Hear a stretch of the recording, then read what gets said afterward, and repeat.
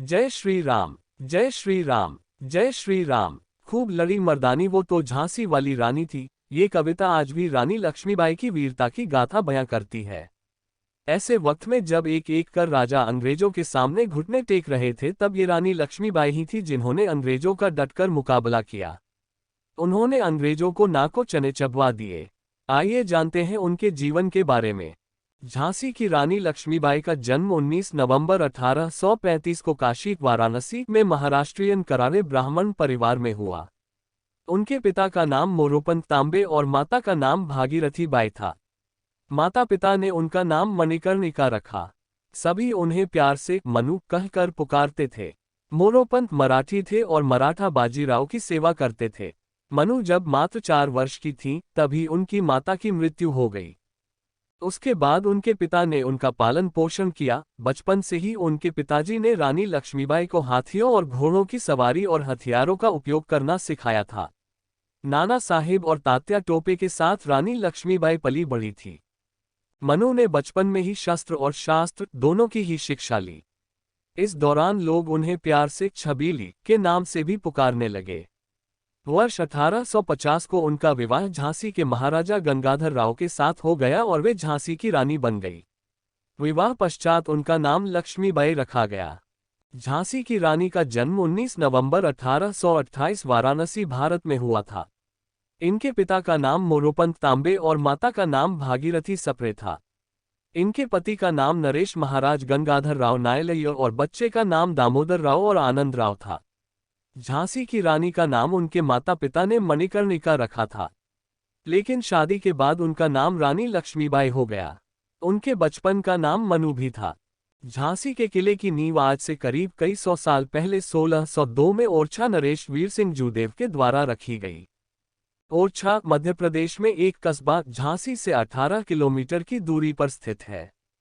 बंगरा पहाड़ी पर 15 एकड़ में फैले इस विशालकाय किले को पूरी तरह तैयार होने में 11 सालों का समय लगा और यह 1613 में बनकर तैयार हुआ। किले में 22 बुर्ज और बाहर की ओर उत्तर तथा उत्तर पश्चिम दिशा में खाई हैं, जो दुर्ग की ओर ढाल बनकर आक्रमणकारियों को रोकती हैं। यही कारण है कि इस किले की पूरे संसार में इतनी चर्चा होती है। पहले झांसी ओरछा नरेश के राज्य में आती थी, जो बाद में मराठा पेशवाओं के अधीन थी। मराठा नरेश गंगाधर राव से शादी होने के बाद मणिकर्णिका को लक्ष्मीबाई कहा जाने लगा। इसलिए उनके बलिदान के साथ उनकी छाप किले में हर जगह देखने को मिलती है।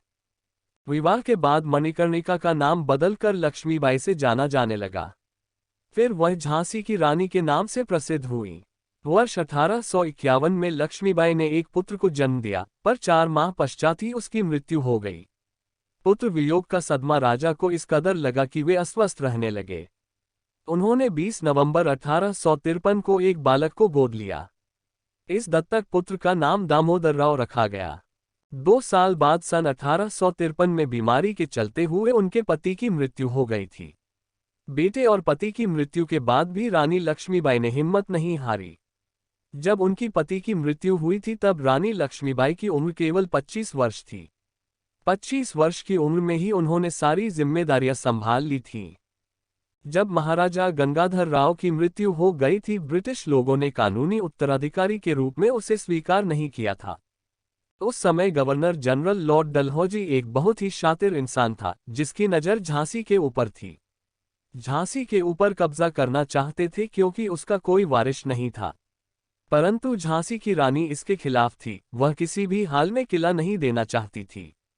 रानी को बाहर निकालने के लिए उन्हें 60,000 वार्षिक पेंशन भी दी जाएगी। झांसी की रक्षा करने के लिए रानी लक्ष्मीबाई ने एक मजबूत सेना को इकट्ठा किया। इस सेना में महिलाएं भी शामिल थीं। कुल 14,000 विद्रोह को इकट्ठा किया और सेना बनाई थी। झांसी को शोक में डूबा देखकर अंग्रेजों ने कुटिल चाल चली और झांसी पर चढ़ाई कर दी। रानी ने भी ईंट का जवाब पत्थर से दिया और उन्हें वर्ष 1854 में अंग्रेजों को साफ कह दिया, मैं अपनी झांसी नहीं दूंगी। सदर बाजार स्थित स्टार फोर्ट पर 5 जून 1857 को विद्रोहियों ने 3 बजे कब्जा कर लिया, जिसके चलते झांसी में मौजूद सभी अंग्रेजों ने किले में शरण ली। ये संघर्ष 6 जून से 8 जून 1857 तक चला, जिसमें कैप्टन डनलप, लेफ्टिनेंट टेलर और कैप्टन गॉर्डन मारे गए। कैप्टन स्कीन ने बचे हुए अंग्रेज सैनिकों सहित बागियों के समक्ष आत्मसमर्पण कर दिया। इसी दिन झोकनबाग में बागियों ने 61 अंग्रेजों को मौत के घाट उतारा। 12 जून 1857 में महारानी ने एक बार फिर झांसी राज्य का प्रशासन संभाला, जो उनके पास 4 जून 1858 तक रहा। जनरल ह्यूरोज 21 मार्च 1858 को झांसी आ धमका और 21 मार्च से 3 अप्रैल तक अंग्रेजों के साथ रानी का घनघोर युद्ध हुआ। युद्ध जब चरम पर पहुंचा, तब रानी दत्तक पुत्र को पीठ पर बांधे और घोड़े की लगाम मुंह में दबाए किले के ऊपर से कूदकर दुश्मनों से निर्भीकतापूर्वक युद्ध करने लगी। अपने सलाहकारों की सलाह से 3 अप्रैल 1858 को रानी आधी रात के समय 4 से 5 घुड़सवारों के साथ कालपी की ओर रवाना हुई। अंग्रेज सैनिकों ने उनका पीछा किया, पर वे हाथ नहीं आईं। 17 जून 1858 को महारानी ग्वालियर पहुंची, जहां उनका अंग्रेजों से पुनः युद्ध प्रारंभ हुआ और रानी के भयंकर प्रहारों से अंग्रेज सेना को पीछे हटना पड़ा। 18 जून 1858 को ग्वालियर के पास कोटा की सराय में रानी लक्ष्मीबाई की मृत्यु हुई थी। रानी लक्ष्मीबाई को लड़ाई करते समय ज्यादा चोट तो नहीं लगी थी, परंतु काफी खून बह गया था। जब वह घोड़े पर सवार होकर जा रही थी, तब एक रास्ते के बीच में एक नाला पड़ा। रानी लक्ष्मीबाई को लगा, अगर यह नाला पार कर लिया तो कोई उसे पकड़ नहीं पाएगा। परंतु जब वह नाले के पास पहुंची, तब उनके घोड़े ने आगे जाने से मना कर दिया। तभी अचानक पीछे से रानी लक्ष्मीबाई के कमर पर तेजी से राइफल की गोली आकर लगी, जिसके कारण काफी ज्यादा खून निकलने लगा। खून को रोकने के लिए जैसे ही उन्होंने अपनी कमर पर हाथ लगाया, तभी अचानक उनकी हाथ से तलवार नीचे गिर गई। फिर वापस अचानक से एक अंग्रेजी सैनिक ने उनके सिर पर तेजी से वार किया, जिसके कारण उनका सर फूट गया। फिर वह घोड़े पर से नीचे गिर पड़ी। कुछ समय बाद एक सैनिक रानी लक्ष्मीबाई को पास वाले मंदिर में लेकर गया। अभी तक थोड़ी थोड़ी उनकी सांसें चल रही थीं।